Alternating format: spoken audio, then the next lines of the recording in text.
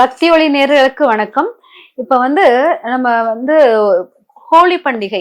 ஹோலி பண்டிகைனாலே பல வண்ணங்கள் நம்ம மேல பூசி கொண்டாடுற மிக சிறந்த அற்புதமான நாள் அப்படிங்கிறது. இந்த கோழி அவ்வளவு பல வண்ணங்கள் நம்மளுக்கு மேல பூசி கொண்டாடுறோம் இல்லையா? இந்த பண்டிகை வட இந்தியர்கள் ரொம்ப பெருமையா ரொம்ப சிறப்பாக கொண்டாடுவார்கள். ஏன் வட இந்தியர்கள் அதை ரொம்ப பெருமையா கொண்டாடுறாங்கன்னா, கிருஷ்ணர் கருமை நிறமா, அவர் கருமை நிறம் பிறந்தது குறைகள் கிடையாது. கருமை நிறம் எல்லா வண்ணங்களையும் உள்வாங்கிய நிறம் தான் கருமை. அதனால் அந்த கிருஷ்ண கருமையான அந்த நிறத்தை எல்லா நிறங்களும் நம்ம சேர்ந்து அந்த கிருஷ்ணரை அந்த நிறத்தை நம்ம பெருசா நம்ம எடுக்கல, அந்த நிறம் ஒரு பெரிய குறைபாடு கிடையாது அப்படிங்கிறதுக்காக வட இந்தியர்கள் அந்த கருமை நிறத்தை எல்லா வண்ணங்களும் சேர்க்கை அப்படிங்கிறதே நம்ம கிருஷ்ணர் எல்லா வண்ணங்களுக்குரியவர் அப்படிங்கிற மாதிரி எடுத்து அந்த கோழி பண்டிகையை மிக சிறப்பாக கொண்டாடுறாங்க. அந்த கோழி பண்டிகை பாத்தீங்கன்னா எல்லாரும் ஒருத்தர் மேல ஒருத்தர் எல்லா வண்ணங்களும் பூசிக்கொண்டு மிக சிறப்பாக ரொம்ப சந்தோஷமாக இருக்கிற மாதிரி இருக்கும். அது நீர்லாம் இதெல்லாம் ஊற்றி தண்ணி அடிப்பாங்க, எல்லாம் பண்ணுவாங்க. அது ஒரு ஒரு போதை மாதிரி ஒரு நிகழ்ச்சி மாதிரி. அந்த நிகழ்ச்சிக்காக ஒரு வருடம் காத்திருப்பாங்க. கிருஷ்ணனாலே கொண்டாட்டம், சந்தோஷம். அந்த பெண்களும் ஆண்களும் வேறுபாடு இல்லாமல் ஒரு மனமகிழ்ச்சியுடன் இருக்கிற அந்த ஒரு நாள் மிக சிறந்த நாளாக கிருஷ்ணருக்காக கொண்டாடப்படக்கூடிய ஒரு ஹோலி பண்டிகை தான். மாசி மாதத்தில் பௌர்ணமியில் வரக்கூடிய மாசி மாதம் 13ஆம் தேதி பௌர்ணமியில வரக்கூடிய அந்த பண்டிகை மிக சிறப்பான பண்டிகையாக நம்ம கொண்டாடுறோம். இது வட இந்தியர்கள். நான் எப்பவுமே சொல்லுவேன், வட இந்தியர்களுடைய கலாச்சாரம் வேற, தென்னிந்தியர்கள் கலாச்சாரம் வேற.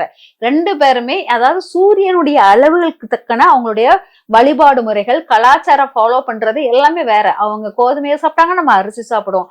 அவங்களுடைய அவங்களுக்குள்ள அந்த வெப்பத்தின் தாக்கம் வேற, நம்மளுடைய வெப்பத்தின் தாக்கம் வேற. அந்த உணவு ருசி எல்லாம், ஒளியின் அளவு எல்லாமே மாறுபடும். அப்ப வட இந்தியர்கள் ஹோலியாக கொண்டாடும் போது தென்னிந்தியர்கள் நம்ம தமிழகத்தில் என்ன பண்டிகையாக அதை கொண்டாடி இருப்பாங்க அப்படி கொஞ்சம் ஆராய்ந்து பார்த்தோம்னா, அந்த நாள் நம்மளுக்கு என்னன்னா காமன் தகன நாள் அப்படிங்கிறது. காமனை தகனம் செய்த நாள். அதாவது காமனுக்கு பந்தல் அமைத்து அது தகனம் பண்ணி அதை பண்ண நாளாக அந்த நாளை கொண்டாடுகிறோம் அப்படிங்கறத அர்த்தமாக எடுக்கிறது. ஏன் அந்த நாளை காமன் தகன நாள் எடுக்கிறோம்னா, இது பாத்தீங்கன்னா சிவபெருமான் ஆழ்ந்த தியானத்தில் ரொம்ப இதா இருக்கும்போது அவருடைய தியானத்தை கலைக்கிறதுக்கு நிறைய முயற்சி பண்ணியிருப்பாங்க. அதுல இந்த பார்வதி தேவியும் எல்லாரும் சேர்ந்து இது பண்ணி அவருடைய அந்த தியானத்தை கலைச்சாதான் உலகம் திருமுடி சரியா இயங்கும் அப்படிங்கிறதுக்காக அவர் இது பண்ணுவாங்க. அப்ப காமன் தன் அம்பை எய்து அவருடைய தவநிலையை கலைப்பாரு. அதனுடைய கோபத்தின் விளைவாக அவரை தகனம் செய்தார், எரித்தார் அப்படிங்கிற மாதிரி இருக்கும். அதனால இந்த நாள் என்னன்னா, நம்ம தென் தமிழகத்தில் என்னன்னா, நாகப்பட்டினத்தில் கொருக்கைங்கிற ஊர்ல காமனை தகனம் செய்த நாளாக அங்க எடுத்து கொண்டாடுகிறாங்க. அந்த நாள் பாத்தீங்கன்னா காமன் போல ஒரு பொம்மையை உருவாக்குவாங்க, மன்மதனை ஒரு பொம்மையாக உருவாக்குவாங்க.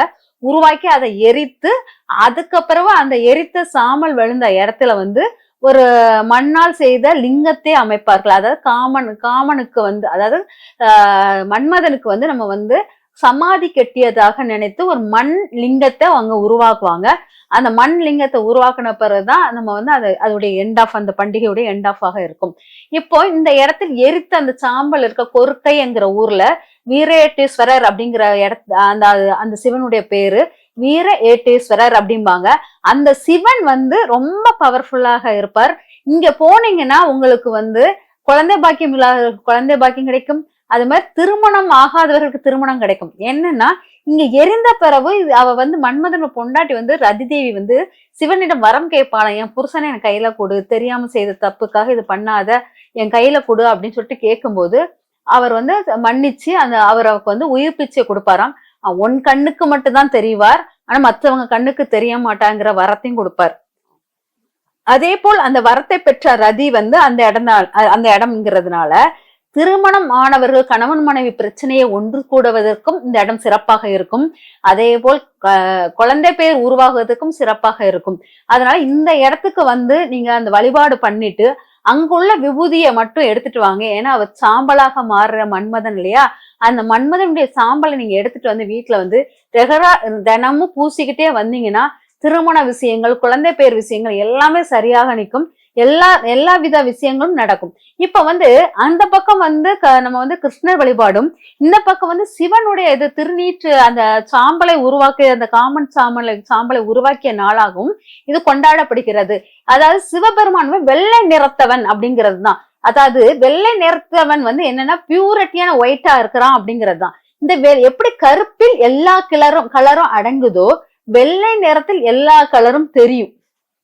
எந்த ஒரு பொல்லி வரைஞ்சாலும் வெள்ளை ஒத்தால ஒரு சின்ன ஒரு கோடு போட்டாலும் அது எந்த கலர்னாலும் வெளிப்படுத்தி காட்டக்கூடிய மிக திறன் வாய்ந்தது. எது?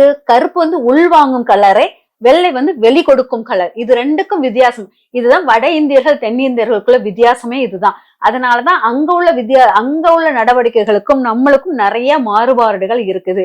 அதனால இங்க வந்து வெண்மையான ஒரு பொருளுக்கு நம்ம வந்து கலர் பூசுற மாதிரி, அதாவது வெண்மை வந்து நம்மளுக்கு வந்து பல வண்ணங்களை வெளிப்படுத்தக்கூடியது. அதனால சிவனை அம்சமாக எடுத்திருக்கிறோம். அங்க வந்து கிருஷ்ணர் வந்து எல்லா கலரையும் உள்வாங்கக்கூடியவர். அது கிருஷ்ணருடைய அம்சமாக எடுத்துக்கிறது. இந்த ரெண்டு தெய்வங்களும் அப்படி எடுத்திருக்கோம். சரி, இந்த கிருஷ்ணர் இந்த மன்மதன் யாரு அப்படிங்கிறதா சிலர் சொல்றாங்க பிரம்மா புத்திரன், பிரம்மாவுடைய குழந்தை அப்படிங்கிறாங்க. சிலர் சொல்றாங்க கண்ணனுக்கும் ருக்மணிக்கும் பிறந்த பிரத்யும் அப்படிங்கிறவனுக்கு அந்த குழந்தை தான் மன்மதன் அப்படிங்கிறாங்க.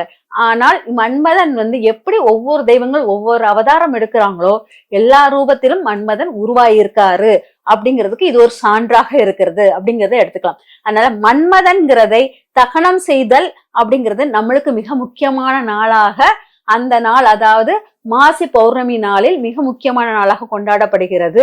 அந்த நாளில் நம்ம வந்து திருமண விஷயங்களும் சரி மற்ற எந்த விஷயங்களும் நம்மளுக்கு அளிக்கப்பட்ட விஷயங்களை உருவாக்கக்கூடிய மிக சக்தி வாய்ந்த இடமாக, சில பேருக்கு திருமண வாய்ப்புகளே ஜாதகத்தில் இல்ல, அவங்களுக்கு அந்த மன்மதனுக்குள்ள லீலைகளுக்குள்ள எதுவுமே இல்லைன்னா கூட இந்த இடத்துக்கு போயிட்டு அந்த விபூதியையும் ரதிதேவியையும் வணங்கிட்டு வரும்போது அங்க உள்ள ஞானாம்பிகையையும் வணங்கிட்டு வந்தீங்கன்னா நிறைய மாற்றங்கள் உங்க லைஃப்ல வந்து இது கொடுக்கக்கூடிய மிக அற்புதமான இடம்.